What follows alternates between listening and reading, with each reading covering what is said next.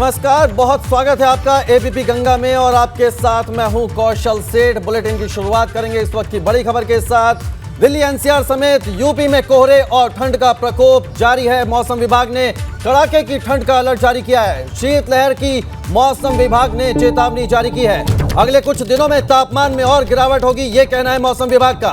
और ठंड और कोहरे के चलते 8वीं तक के स्कूल सुबह 10 बजे से दोपहर 3 बजे तक खुलेंगे। स्कूलों का वक्त बदला गया है। जिस तरह से उत्तर प्रदेश में ठंड और कोहरे का प्रकोप है, उसको लेकर मौसम विभाग ने चेतावनी जारी की है कि अगले कुछ दिनों में तापमान और गिरेगा।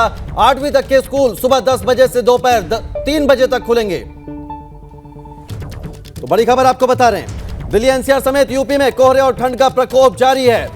मौसम विभाग ने कड़ाके की ठंड का अलर्ट जारी किया है। शीतलहर की भी मौसम विभाग ने चेतावनी जारी की है और एहतियात के तौर पर स्कूलों का वक्त बदला गया है। 8वीं तक के स्कूल सुबह 10 बजे से दोपहर 3 बजे तक खुलेंगे। बड़ी खबर आपको बता रहे हैं।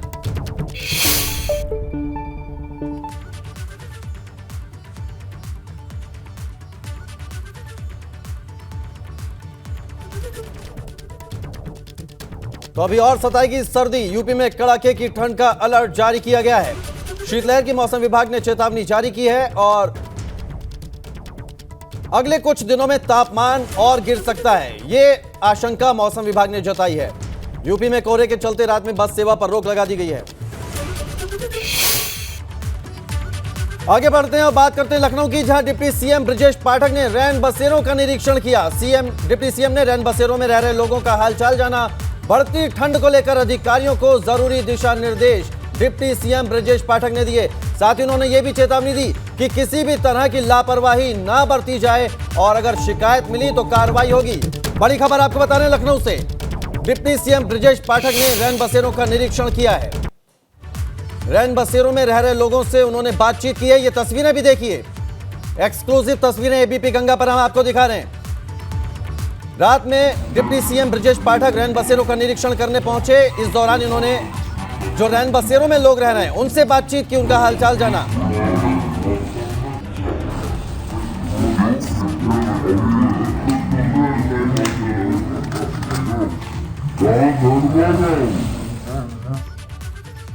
और आगे बढ़ते हैं, आजमगढ़ में भी कोहरे का कहर देखने को मिला है। सड़क पर घना कोहरा छा गया। कोहरे की वजह से गाड़ियों की रफ्तार पर ब्रेक लग गई और कोहरे के चलते 8वीं तक के स्कूल 2 दिन के लिए बंद कर दिए गए। तो ये बड़ी खबर हम आपको बता रहे हैं आजमगढ़ से, जहां कोहरे का कहर देखने को मिला है।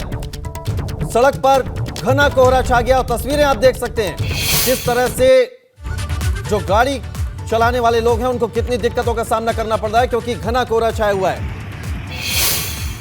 कोहरे ने रफ्तार पर एक तरह से ब्रेक लगा दिया है।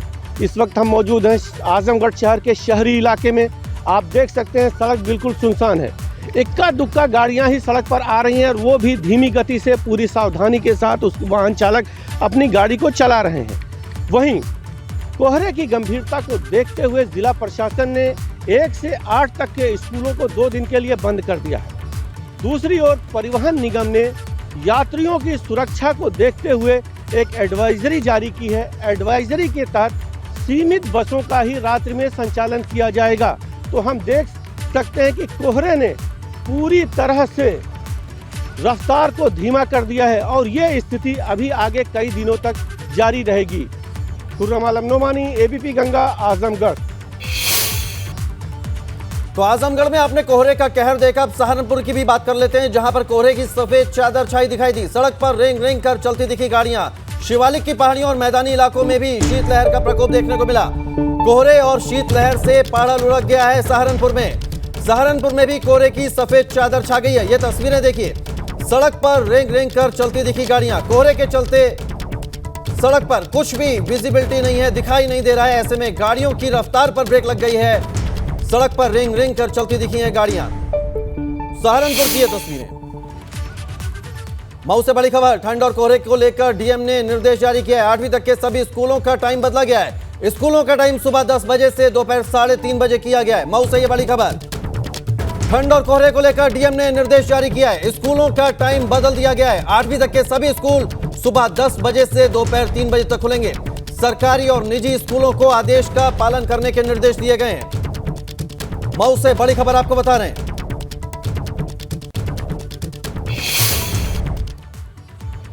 और अब बात करते हैं कौशाम्बी से आ रही बड़ी दर्दनाक खबर की। कार ने 2 महिलाओं समेत बच्चे को रौंद दिया और इस हादसे में गंभीर हालत में सभी को अस्पताल में भर्ती कराया गया।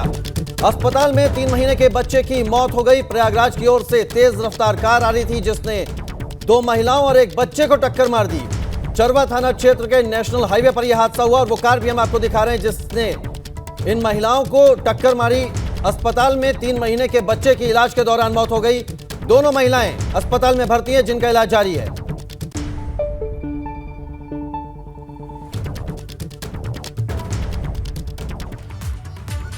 आगे बढ़ते हैं, बात आग के कहर की कर लेते हैं। अमेठी में स्टील की दुकान में भीषण आग लग गई और आग से लाखों रुपए का सामान जलकर खाक हो गया।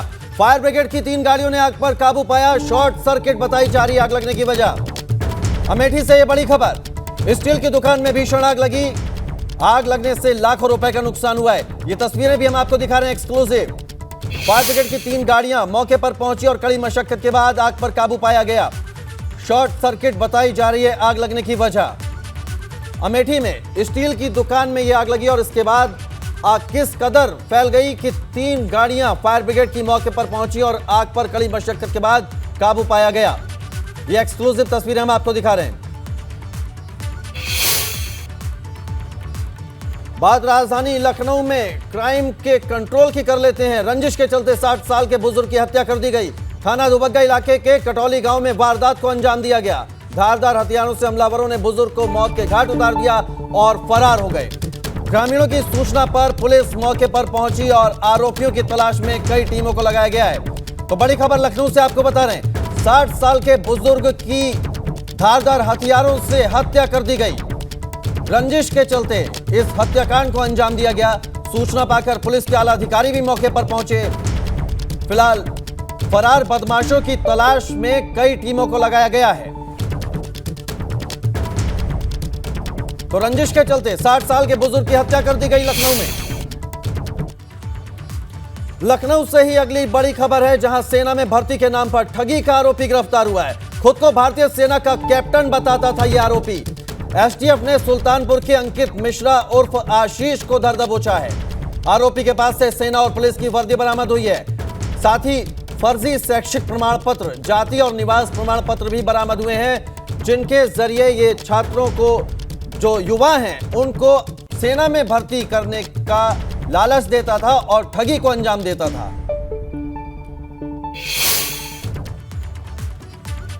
चलिए अब बात कर लेते हैं यूपी निकाय चुनाव की। यूपी निकाय चुनाव में ओबीसी आरक्षण पर फंसे पेच पर हाईकोर्ट की लखनऊ बेंच में तारीख पर तारीख मिलती जा रही है। अब आज फिर निकाय चुनाव को लेकर हाईकोर्ट की लखनऊ बेंच में सुनवाई होगी। कोर्ट ने सभी पक्षों से पूरी तैयारी करके आने को कहा है। आपको बता दें कि कल निकाय चुनाव को लेकर हाईकोर्ट ने अपना फैसला नहीं सुनाया। अब आज कोर्ट में सुनवाई के बाद निकाय चुनाव की तारीखों पर तस्वीर साफ हो सकती है। लेकिन अगर आज भी अगली तारीख मिलती है तो निकाय चुनाव के अप्रैल तक टलने की उम्मीद है, क्योंकि आज की सुनवाई के बाद छुट्टियां पड़ जाएंगी। ऐसे में सभी सियासी दलों की नजरें हाईकोर्ट के फैसले पर टिकी हैं। आपको बता दें कि इस मामले में दोपहर बाद सुनवाई होगी। अब तक क्या हुआ वो भी आपको बता रहे हैं। 5 दिसंबर को निकाय चुनाव की अधिसूचना जारी हुई। कोर्ट में आरक्षण को ट्रिपल टेस्ट की चुनौती मिली। 12 दिसंबर को कोर्ट ने अधिसूचना पर रोक लगाई। कोर्ट ने सरकार से हलफनामा दाखिल करने को कहा। 14 दिसंबर को फिर सुनवाई हुई और रोक जारी रही। अब तक क्या हुआ पूरा घटनाक्रम आपको बता रहे हैं। सरकार ने हलफनामा दाखिल करने के लिए कोर्ट से वक्त मांगा। 20 दिसंबर को कोर्ट में तीसरी बार सुनवाई हुई। इस दौरान कोर्ट ने दोनों पक्षों को सुना। 20 दिसंबर को जो सुनवाई हुई उसमें कोर्ट ने दोनों पक्षों को सुना और एक बार सरकार ने कोर्ट में हलफनामा दाखिल किया। साथ ही सरकार ने 2017 के आरक्षण का हवाला दिया। सरकार ने कोर्ट में कहा कि सर्वे को ही आरक्षण माना जाए। तो अब तक क्या हुआ ये पूरा घटनाक्रम आपको बता रहे हैं। सरकार ने ट्रांसजेंडर को आरक्षण देने से इनकार कर दिया। हाईकोर्ट ने निकाय चुनाव पर स्टे 1 दिन और बढ़ा दिया। बुधवार को फिर हाईकोर्ट में सुनवाई हुई इस मामले पर और कोर्ट ने आज फिर सुनवाई के लिए दोनों पक्षों को तैयारी करके आने को कहा।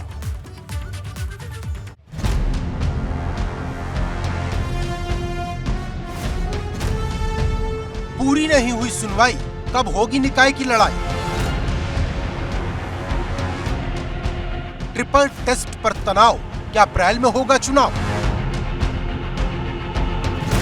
शहर में सरकार बनाने की तैयारी, कौन पड़ेगा भारी? उत्तर प्रदेश में निकाय की जो जंग 2017 में दिसंबर महीने तक खत्म हो गई थी, उस पर 2022 में काले बादल नजर आ रहे, क्योंकि ओबीसी आरक्षण पर ऐसा पेच फंसा है कि 10 दिन की सुनवाई के बाद भी हाईकोर्ट की लखनऊ बेंच कोई फैसला नहीं कर पाई। अब सबकी निगाहें फिर एक बार कोर्ट पर टिकी है, क्योंकि गुरुवार को फिर एक बार कोर्ट में सुनवाई होगी। लेकिन अगर कोर्ट ने गुरुवार को इस पर कोई फैसला नहीं सुनाया तो यूपी का निकाय चुनाव 10 से 15 दिन तक टल जाएगा, क्योंकि 23 दिसंबर से हाईकोर्ट की छुट्टी शुरू हो रही, जो 4 दिसंबर तक जारी रहेगी। निकाय चुनाव में आरक्षण को लेकर चल रही सुनवाई में आज फिर कोई फैसला नहीं हो सका। हाईकोर्ट की लखनऊ बेंच ने लगातार सवा घंटे तक इस मामले में मुख्य याचिकाकर्ता का पक्ष सुना। मुख्य याचिकाकर्ता की तरफ से निकायों में आरक्षण को लेकर तमाम राज्यों में होने वाले निर्णयों और व्यवस्थाओं के बारे में चर्चा की गई। इस बात को भी मजबूती से रखा गया कि कमीशन के गठन की कितनी और क्यों जरूरत है। गौरतलब है कि हाईकोर्ट की लखनऊ बेंच ओबीसी आरक्षण मामले पर सरकार और याचिकाकर्ता दोनों का पक्ष सुन रही। दोनों के अपने अपने दावे हैं। जैसे सरकार आरक्षण की प्रक्रिया पर 2017 का हवाला दे रही, लेकिन याचिकाकर्ता की दलील है कि 2022 के हिसाब से आरक्षण हो। वहीं एक सवाल ट्रिपल टेस्ट सर्वे का है, जिस पर सरकार कह रही कि जो सर्वे हुआ है उसी को ट्रिपल टेस्ट मान लिया जाए, जबकि याचिकाकर्ता पक्ष का कहना है कि नया ट्रिपल टेस्ट कराया जाए। वहीं ट्रांसजेंडर को आरक्षण देने पर सरकार इनकार कर रही, तो याचिकाकर्ता सरकार पर जिम्मेदारी से बचने का आरोप लगा रहे। हम याचिकागण की बहस अदालत में हुई और अभी हमारी बहस जारी है। हम अपने बिंदु माननीय न्यायालय के समक्ष रख रहे हैं और उम्मीद है कल भी बहस हमारी जारी रहेगी। तो आज का पूरा समय तो आपकी बहस में चला गया? हाँ, आज का पूरा समय हमारी बहस में चला गया। दरअसल बहुत महत्वपूर्ण प्रश्न है, इसलिए थोड़ा समय लग रहा है और थोड़ा अभी समय लगने की संभावना है। लॉर्डशिप के सामने आज हम लोग की आर्गुमेंट रखी गई हैं, जिसमें लॉर्डशिप ने काफ़ी देर तक इसको सुना मैटर को, और इसको कल के लिए फिर इसको रख दिया गया है। अभी हम लोग की तरफ से फर्दर हेयरिंग अभी बाकी है। कुछ पॉइंट्स हम लोग उठाए हैं कि एम्पेरिकल डाटा जो कलेक्ट करना था वो प्रोसेस फॉलो नहीं हुआ है स्टेट की तरफ से, तो इसको फर्दर हेयरिंग के लिए इसको कल के लिए इसको रख दिया गया है। और जो इंटरिम ऑर्डर है जो स्टे है इलेक्शंस पे, उसको कंटिन्यू करने को लॉर्डशिप ने कहा है। लेकिन सवाल बड़ा है कि अगर ऐसे ही सुनवाई खिंचती रही तो चुनाव कब होगा, क्योंकि जनवरी में सीएम योगी भी विदेश जाने वाले हैं, जबकि फरवरी में यूपी बोर्ड की परीक्षा होनी है। वहीं एक डर कोरोना का भी है, जो चीन में तांडव मचा रहा। ऐसे में कोई भी चुनाव का रिस्क नहीं लेना चाहेगा।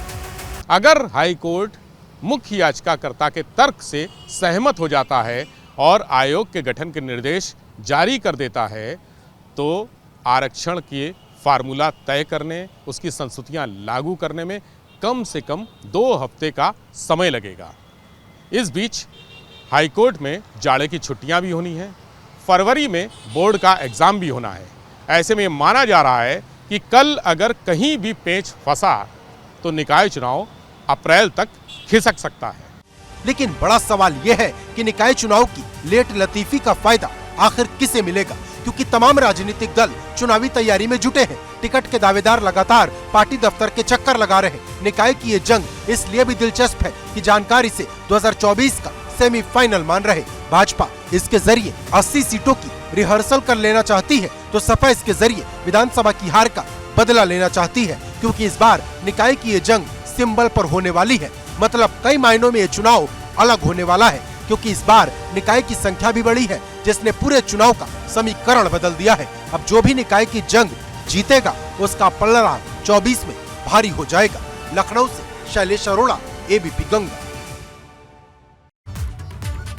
तो निकाय चुनाव की तारीखों का ऐलान बाकी है, लेकिन सियासी दल तैयारी में जुट गए। इसी कड़ी में लखनऊ में आज भी समाजवादी पार्टी के दफ्तर पर अखिलेश यादव बैठक करेंगे। दूसरे दलों के बागियों को सपा में शामिल करने की रणनीति पर अखिलेश काम कर रहे हैं। आज पार्टी पदाधिकारियों से इसी मुद्दे पर चर्चा करेंगे अखिलेश यादव। निकाय में टिकट के दावेदारों पर भी अखिलेश यादव का मंथन जारी है। आपको बता दें कि बड़ी संख्या में समाजवादी पार्टी के कार्यकर्ता और नेता पार्टी कार्यालय पहुंच रहे हैं और अपनी दावेदारी पेश कर रहे हैं। दरअसल कल सुभाषपा के बागी नेता महेंद्र राजभर और त्रिवेणी राम सपा कार्यालय पहुंचे थे। इसको लेकर सुभाषपा प्रवक्ता अरुण राजभर ने आरोप लगाया कि सपा नेता उदयवीर सिंह ने दोनों नेताओं को अपने साथ ले जाकर अखिलेश यादव से मुलाकात कराई। अरुण यादव ने सपा पर उनकी पार्टी को तोड़ने का आरोप भी लगाया। साथ ही कहा कि सपा के इशारे पर ही महेंद्र राजभर ने सुभाषपा अध्यक्ष ओपी राजभर पर गंभीर आरोप लगाए थे।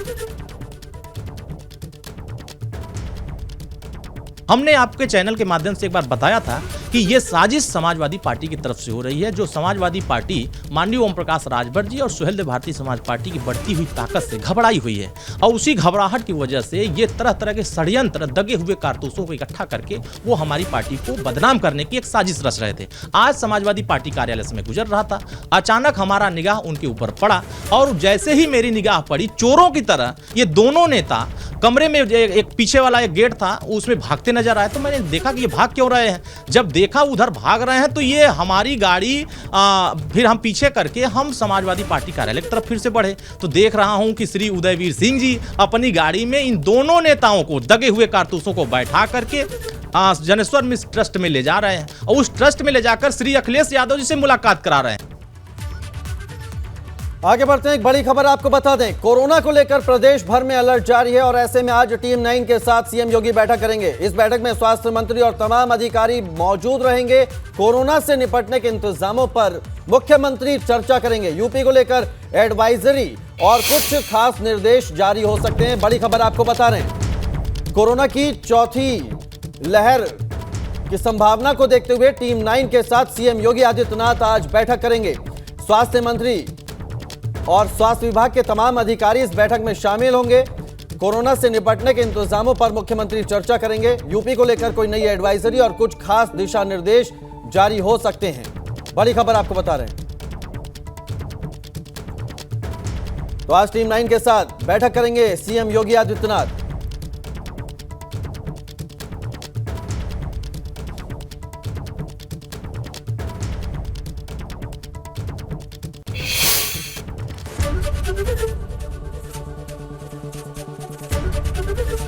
एबीपी गंगा, खबर आपकी, जुबान आपकी।